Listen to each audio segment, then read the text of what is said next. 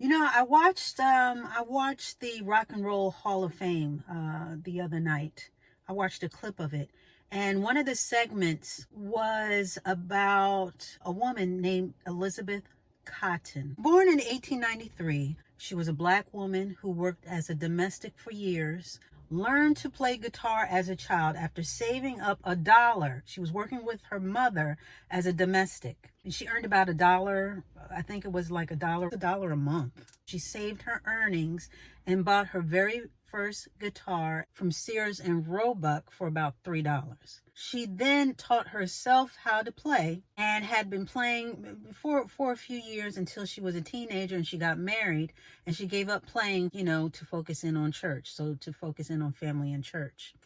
And do you know, this woman put aside the guitar for about 25 years and was later discovered as far as her talents while she was a housekeeper for the Seeger family, who are well-known folk artists and singers and musicians. She picked up the guitar, started playing it, basically retaught herself after 25 years, and she started playing like she never even skipped a beat.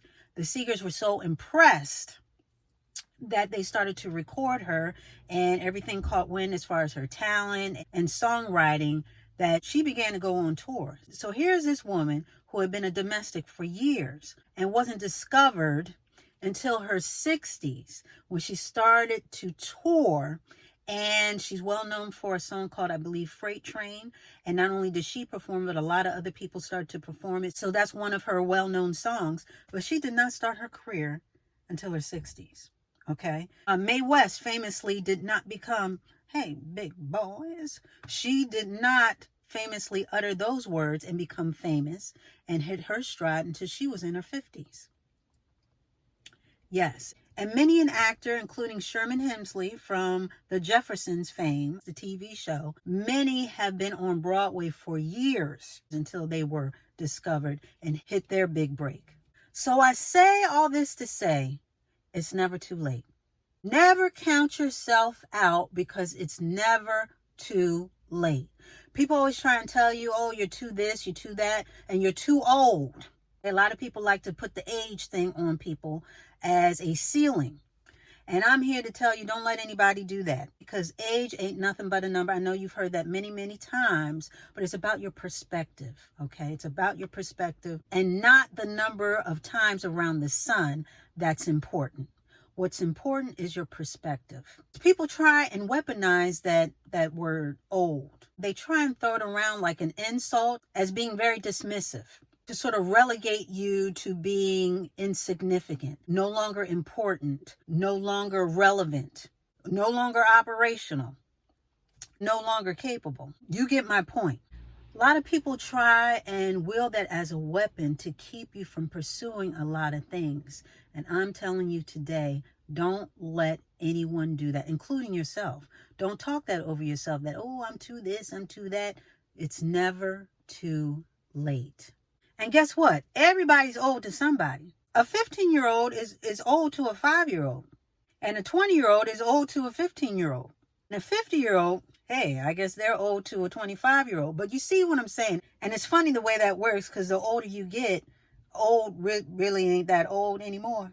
So people in their 30s, when they hear about people in their 40s, it's like, oh, she was young, people in their 60s, they hear about people in their 80s, it's like, oh, she's a spring chicken. You know what I mean? So it's just, again, it's about perspective. It's really about perspective. And some people are late bloomers, Everybody has their own timing. Everybody has their own tailored timing for their life. What may happen and pop off for somebody who's 15, it may not happen for somebody until they're 40. And that's okay, because everyone has a different timeline assigned to their life. And God's timing for your life is perfect. So don't focus in on how old you are or how long you've been pursuing a certain passion, a certain dream, a certain endeavor.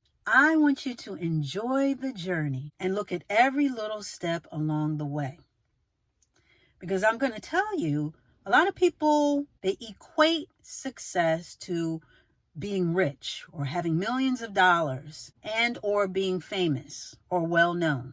or all of the above. No, that's their litmus for success. But I would challenge you to redefine that word success for you. I want you to alter your definition of success because there are levels to it. It's not one pathway to success, and there's not one look of success. You know how we talk about people aren't a monolith, and success is not a monolith either. It comes in all shapes, forms, and sizes and ways. There are different levels to success, and each level is important. Every level counts. There are some of you out there that have been looking for a record deal and want to be the next fill in the blank, but feel discouraged because you haven't gotten that record deal. You haven't gotten that worldwide recognition.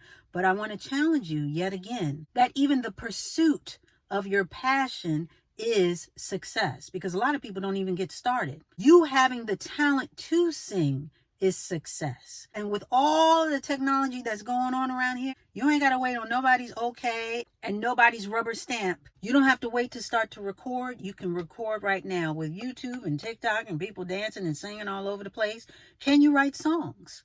If you are able to write songs, you can sell songs. You can be a session singer. There are so many ways towards using your gifts. And like I said, every path is a path not only towards success, but is success itself. Does that make any sense? It is a level of success. Every step that you take is a step of success. You have to recognize all levels of success. And we're going to get more into that, okay, a little later, because but we are going to get more into success and that label of success and how it really looks to a lot of people versus what it really is. But you do have to recognize every step. I don't want you to give up. I don't want you to surrender to what things may look and feel like right now, or what they don't look like right now. I don't want you to surrender to that. I want you to keep on with your passion. I want you to keep on with your endeavors. And don't let anyone tell you that it's too late, because it's not. As long as you have breath in your body, you have another chance to choose. You have another chance to pursue your pursuits. I want to encourage you to hold fast to your dreams. I want to encourage you to hold fast to your desires, your endeavors, because it helps give you a fire in your belly, and it gives you something to look forward to, something to work towards. And everybody needs that. A lot of older people, they choose to still have pursuits and hobbies because it keeps them busy and it gives them something to look forward to. And do you know that can add years to your life? It really can. It's never too late to start what you should have started maybe years ago. It's never too late to continue on that path. And don't let anyone tell you otherwise, because it's not true. Look at the grandmom that was in the Black Panther movie.